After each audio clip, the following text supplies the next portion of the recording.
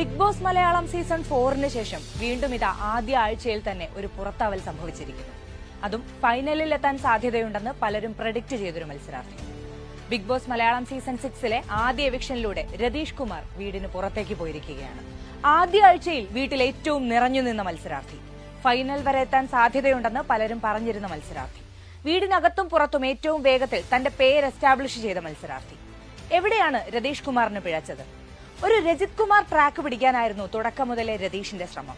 പക്ഷെ അതിനുവേണ്ടി ഒട്ടും സമയമെടുക്കാനോ അല്പം കൂടി കാത്തിരിക്കാനോ രതീഷ് തയ്യാറായിരുന്നില്ല. പ്രേക്ഷകർക്ക് അത്ര പരിചിതമായ മുഖവുമായല്ല രതീഷ് എത്തുന്നത്. അതുകൊണ്ട് തന്നെ എത്രയും വേഗം ആളുകൾക്കിടയിൽ തന്നെ രജിസ്റ്റർ ചെയ്യുക എന്നത് ആവശ്യവുമായിരുന്നു. എന്നാൽ അത് കംപ്ലീറ്റ് നെഗറ്റിവിറ്റിയിലൂടെ ചെയ്യാനാണ് രതീഷ് ശ്രമിച്ചത്. എല്ലാവരെയും ഒരുമിച്ച് വെറുപ്പിക്കാതെ ആരിലെങ്കിലും ഫോക്കസ് ചെയ്ത് കളിച്ചൂടെ എന്നായിരുന്നു ജയിലിൽ വെച്ച് രതീഷിനോട് ജിൻഡോ ചോദിച്ചത്. വളരെ പ്രധാനപ്പെട്ട ഒരു കാര്യമായിരുന്നു ഇത്. വന്ന ആദ്യ ദിവസം മുതൽ തന്നെ വീട്ടിലെ ശ്രദ്ധാകേന്ദ്രമായി മാറിയ രതീഷ് മറ്റു മുഴുവൻ മത്സരാർത്ഥികളെയും ഒന്നൊഴിയാതെ ഇറിറ്റേറ്റ് ചെയ്തും വീട്ടിലെ സകല കാര്യങ്ങളിലും മറ്റുള്ളവരുടെ പേഴ്സണൽ കാര്യങ്ങളിലും അടക്കം ഇടപെട്ടുമായിരുന്നു തന്റേതായ സ്ക്രീൻ സ്പേസ് ഉണ്ടാക്കാൻ ശ്രമിച്ചത്. ഇതിനുവേണ്ടി ഏതറ്റം വരെ പോകാനും എന്ത് ചെയ്യാനും അയാൾ തയ്യാറായി. നമ്മൾ ഏറ്റവും പേടിക്കേണ്ടത് നമ്മുടെ നാവിനെയാണ് എന്നാണ് ആളുകൾ പറയാറുള്ളത്. രതീഷിന്റെ കാര്യത്തിൽ ഇത് വളരെ കൃത്യമായിരുന്നു. അറ്റൻഷന് വേണ്ടി എന്തും വിളിച്ചു പറയുന്ന ഈ സ്വഭാവം രതീഷിന് വീട്ടിൽ പല സാഹചര്യങ്ങളിലും തിരിച്ചടിയായിട്ടുണ്ട്. തുടക്കത്തിൽ തന്നെ മറ്റുള്ള 18 മത്സരാർത്ഥികളെയും തന്റെ എതിർപക്ഷത്ത് നിർത്തിക്കളിച്ച രതീഷിന് പലയിടത്തും കൈവിട്ടു പോകുന്ന കാഴ്ചകളും കാണാമായിരുന്നു. ബിഗ് ബോസ് മലയാളം ഷോയുടെ ചരിത്രത്തിൽ ആദ്യമായാണ് ഷോ ആരംഭിക്കും മുമ്പ് ചില മത്സരാർത്ഥികളുടെ വിവരങ്ങളും വീഡിയോകളും അണിയറ പ്രവർത്തകർ പുറത്തുവിടുന്നത്. അതിൽ 2 കോമണേഴ്സിന് പുറമെ പാട്ടുപാടുന്ന മറ്റൊരാളുടെ വീഡിയോ കൂടി ഉണ്ടായിരുന്നു. ആളിന്റെ പേര് വിവരങ്ങളൊന്നുമില്ല. പക്ഷെ ആ പാട്ടും വീഡിയോയും ബിഗ് ബോസ് ആരാധകരുടെ ശ്രദ്ധ പിടിച്ചുപറ്റി. ഇയാൾ ആരാണ്, ബിബിയിൽ ഇയാളും ഉണ്ടോ എന്നുള്ള ചോദ്യങ്ങൾ ഉയർന്നു. ഒടുവിൽ ഷോ തുടങ്ങിയപ്പോൾ കാവേരിത്തുമ്പിൽ കാത്തിരുന്ന ആ പൈതലിന്റെ പേര് രതീഷ് കുമാർ എന്നാണെന്നും ഈ സീസണിൽ അയാളുമുണ്ടെന്നും പ്രേക്ഷകർ കണ്ടു. സംഗതി കോമഡിയാകുമെന്ന് പലരും കരുതി. എന്നാൽ അതിനപ്പുറത്തേക്ക് രതീഷിന്റെ പ്രേക്ഷകരും വീട്ടിലുള്ളവരും ആദ്യമായി ശ്രദ്ധിക്കുന്നത് 1-ാം ദിവസം ജാൻമോണി സ്റ്റവിൽ നിന്ന് സിഗരറ്റ് കത്തിച്ച സമയത്തുണ്ടായ ബഹളത്തിലൂടെയാണ്. ജാൻ സ്റ്റവിൽ നിന്നാണ് സിഗരറ്റ് കത്തിച്ചതെന്ന് റോക്കി പറഞ്ഞറിഞ്ഞ രതീഷ് ആ നിമിഷം തന്നെ വലിയൊരു സീൻ അവിടെ ഉണ്ടാക്കി. ശബ്ദമുയർത്തി ഷൗട്ട് ചെയ്തുകൊണ്ടാണ് അയാൾ അന്ന് ജാനിനോട് സംസാരിച്ചത്. കൃത്യമായ അറ്റൻഷൻ സീക്കിംഗ് ആണ് അവിടെ നടന്നതെന്ന് വീട്ടിലുള്ളവരും പ്രേക്ഷകരും അപ്പോൾ തന്നെ തിരിച്ചറിഞ്ഞു. എന്നാൽ അവിടം കൊണ്ട് രതീഷ് ഒന്നും അവസാനിപ്പിച്ചില്ല, തുടങ്ങിയിട്ടേ ഉണ്ടായിരുന്നുള്ളൂ. 2-ാം ദിവസം ജാൻമണി തന്നെ അനുവാദമില്ലാതെ കെട്ടിപ്പിടിക്കുന്നു എന്ന് ആരോപിച്ച രതീഷ് വിക്ടിം കാർഡ് ഇറക്കി കളിക്കാനാണ് അന്ന് ശ്രമിച്ചത്. പൊട്ടിക്കരച്ചിലും പരിഭവം പറച്ചിലുമൊക്കെയായി ഇതിനെ ഒരു വലിയ പ്രശ്നമാക്കാൻ രതീഷ് നോക്കിയെങ്കിലും ജാൻമണിയുടെ നിരുപാധികമായ മാപ്പ് പറച്ചിൽ രതീഷിനെ കൺഫ്യൂഷനിലാക്കി. എന്നുമാത്രമല്ല, ഈ വിഷയത്തിലെ രതീഷിന്റെ പല പരാമർശങ്ങളിലുമുള്ള ടോക്സിസിറ്റി വീട്ടിലെ മറ്റുള്ളവർ വെളിവാക്കുകയും ചെയ്തു. ചേട്ടന് ജാൻമണി കെട്ടിപ്പിടിച്ചാൽ മാത്രമാണോ പ്രശ്നം, അതോ ആര് പിടിച്ചാലും പ്രശ്നമാണോ എന്നുള്ള അർജുന്റെ റെലവന്റായ ചോദ്യത്തിന് കൃത്യമായ മറുപടി നൽകാൻ രതീഷിന് കഴിഞ്ഞില്ല.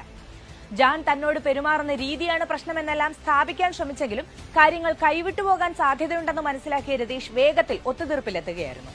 എന്നാൽ 2 ദിവസങ്ങൾക്കിപ്പുറം രതീഷ് തന്നെ അനുവാദമില്ലാതെ കെട്ടിപ്പിടിക്കുകയും ഉമ്മ വയ്ക്കുകയും ചെയ്യുന്നുവെന്ന സുരേഷിന്റെ പരാതിയോടെ കാര്യങ്ങൾ വീണ്ടും കൈവിട്ടുപോയി. ജാൻമണി രതീഷിനോട് കാണിച്ച മര്യാദ രതീഷ് സുരേഷിനോട് കാണിച്ചില്ല എന്ന് മാത്രമല്ല, മറ്റുള്ളവരുടെ വാക്കുകേട്ടാണ് സുരേഷ് ഇത്തരമൊരു പരാതിയുമായി രംഗത്തെത്തിയതെന്ന് സ്ഥാപിക്കാനും മുതിർന്നു. തന്റെ ഭാഗത്തുള്ള പ്രശ്നങ്ങളെ ഒരിക്കലും അഡ്രസ് ചെയ്യാൻ തയ്യാറാകാത്ത രതീഷിന്റെ പെരുമാറ്റം തന്നെയായിരുന്നു ഇവിടെയും കണ്ടത്. തെറ്റുപറ്റിയിട്ടുണ്ടെങ്കിൽ ക്ഷമിക്കണമെന്ന ഒറ്റവാക്കിൽ അവസാനിക്കേണ്ട പ്രശ്നത്തെ രതീഷ് തന്നെയാണ് ദിനം പ്രതി വലുതാക്കിക്കൊണ്ടിരുന്നത്. തന്റെ ഭാഗം ന്യായീകരിക്കാനായി സുരേഷിന്റെ സെക്ഷുവാലിറ്റിയെക്കുറിച്ച് പോലും കമന്റുകൾ പറയാൻ രതീഷ് മുതിർന്നു.